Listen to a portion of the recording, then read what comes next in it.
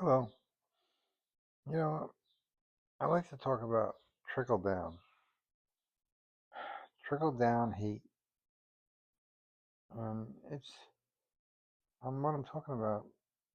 I believe I spoke about it in a different way in the past on my last not recent, but last past videos. And I spoke more on the race trickle down of hate, how the black parent uh, passes down their hate to their sibling, their youngs, their children or grandchildren. And it's somewhat along those lines. Uh, but I want to look at it from a different angle. Uh, when you're raising your grandchildren, you have, I mean, it's a mix. It's not a one size fits all. It's not a one way, no way, or black and white. It's a mix because you love your grandchildren, you want to do anything for your grandchildren, but you expect their parents to be parents, and you want to be a grandparent. You don't want to be a parent. And a lot of grandparents today are parents. They pay for the kids, their grandkids. They babysit their grandkids. They take their grandkids to school. They they do everything. They make sure the grandkids take their medication or whatever the case may be. But the grandparent is really the parent. And that was in my situation. My grandmother raised me, not my mother. My mother wouldn't agree to that statement, but it's true. You know, and there are reasons for that. The parents are paying the bills and trying to keep the house and the roof over their head and food on the table, and they don't have time to take them to school and read them bedtime stories and stuff because they're sleeping because they're working all day. So I understand the logic and I understand the excuses, uh, but the grandparents have like an innate hate for their kids and their lack of their kids as being parents to their grandkids. And that trickles down through to the grandkids. They say it in little snide remarks like, "Oh, if your mother only did this," or "If your mother went to school, she would have had more money and she could have spent more time with you and been a better mother to you. So now I have to do it." Laying the guilt trip, laying the blame not on them, the grandparent, but on the kid. And the grandparent owns the blame just as much as the kid. They have to, whether they own it or not, but they have it. They are guilty just as much. And society in general has played a big part in it. Uh, you know, uh, Certain generations went through different things. Gen X and baby boomers went through different growing up as to Gen Z, and uh, so um, and no one's really responsible for those generational differences. They just happen to materialize with the advent of computers, the advent of cars, the advent of all music and all different types of things that influence the society and the generation. I'm sure Gen Z music, um, baby boomer wouldn't want to listen to. Gen Z would not want to listen to the baby boomer music either, you know. But, it's just a dichotomy between the races, between the generations and the races. The races have that too. Uh, but you, all the, you know, just as much as hate can trickle down to your grandkids, it went to your kids too.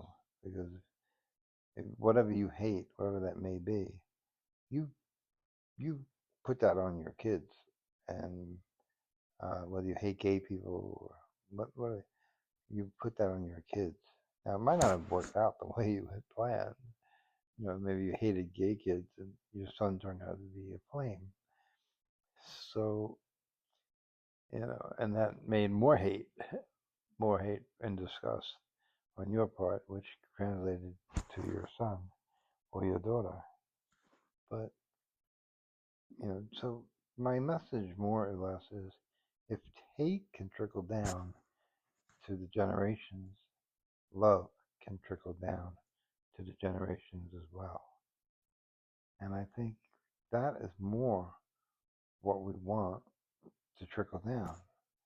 Now, I'm not saying don't do anything hateful or don't express a hateful concern, but do it in a way that's loving. You know, uh, you can hate a drug addict, but not really hate the drug addict, but hate the drugs. Because the drug addict is just a drug addict because of the drugs. So you love the drug addict and hope he stays away from the drugs. Hating him doesn't help him quit. Treating him like garbage doesn't help him quit or want to quit. You know, love helps more. Now I have a big crack history in myself, and pot history, and cigarette history, and not so much alcohol, but there was alcohol there. I drank, but I'm not alcoholic. Uh, but I was a crackhead, and I got off of it. And the one thing that got me off of it, and I haven't touched anything in 9 years, uh, and I had 9 years about 3, 4 times.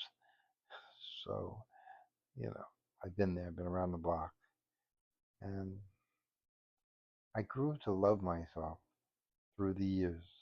I didn't at first. I didn't really hated myself, but I blamed everybody else. I didn't blame myself. It's nobody's fault that I did those drugs or did those things. Nobody's fault. I did them. I chose to do them. Uh, it's like you can't be coerced into a gay act with another man, or if you're a woman with another woman, unless you have some sort of gay in you, and so you can say I was coerced, but it was in you, and that's why it worked. And yet they did coerce you, but they saw something in you that you didn't see, and that's why they used the coercion on you. So it's the same with the drugs. It's like you had a internal desire to do drugs, and the drug dealer just handed you the drugs. So now where that internal desire came from, I'm sure will be debated through the centuries. It's just, was it born? Was it taught? A lot of the DARE, the DART program, where they taught kids about drugs, and their supposed objective was to teach you not to do drugs. And most of the kids ran out of that class and wanted to do drugs. They were curious. Now they're curious. They didn't know it existed an hour ago. Now they know it exists and they want to try it. So now not everybody in the class felt that way. Some were scared to death and said they'd never touched drugs in their entire life and probably never did. But other ones were like, I gotta try that. That sounds really good. You know, so and that was one of them. But it's just, and it doesn't make one a bad person or a good person. The one that doesn't do it and the one that does do it is not a good person or a bad person. But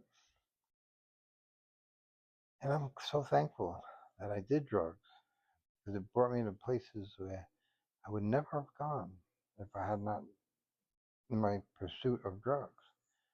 Uh, and a lot of people that have gone where I've gone didn't come out alive. So I'm thankful for that as well. But I'm just trying to say that, you know, It's easy to hate. That's why Trump hates everybody, because it's so easy. It's so easy to hate. It's pathetically easy to hate. It's so hard to love.